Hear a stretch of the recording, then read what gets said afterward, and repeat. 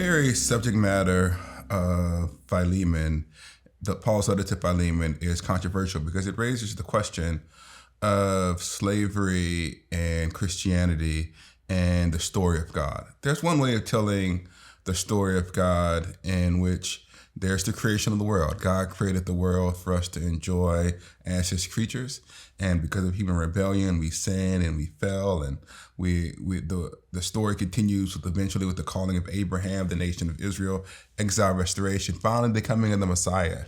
And Jesus creates a universal kingdom made of people from every tribe, tongue, and nation. And the gospel is this egalitarian, spirit-filled, multi-ethnic community committed to justice, care for the environment, and care for those who are oppressed, and the pursuit of personal holiness. And so in that story, African Americans are alongside everyone else in the context of the story of God.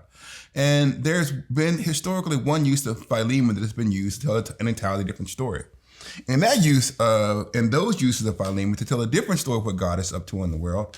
The story of God does not climax in the creation of a multi-ethnic, spirit-filled community of equals, but a hierarchy.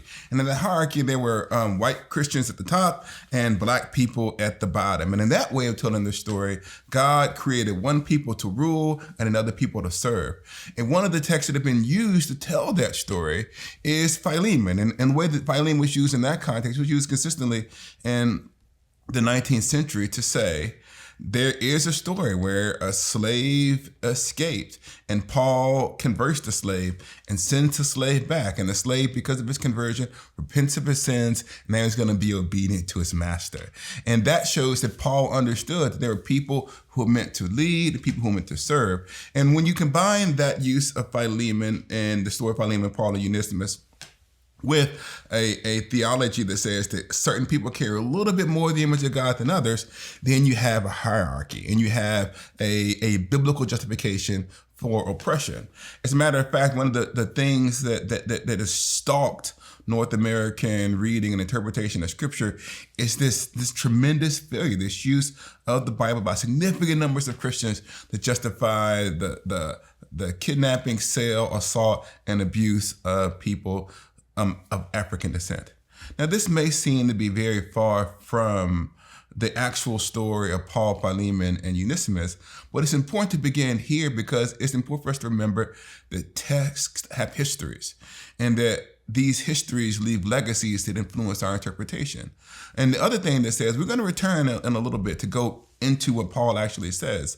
But whenever we go to the past and we try to make sense of what's going on in the past, it is always us, the people who've lived in the aftermath of those texts, who then go back to the first century and try to make sense of it. Now, personally, as we'll see later on in the introductions, that I think this reading of Philemon to justify North American chattel slavery is not the best reading of the text.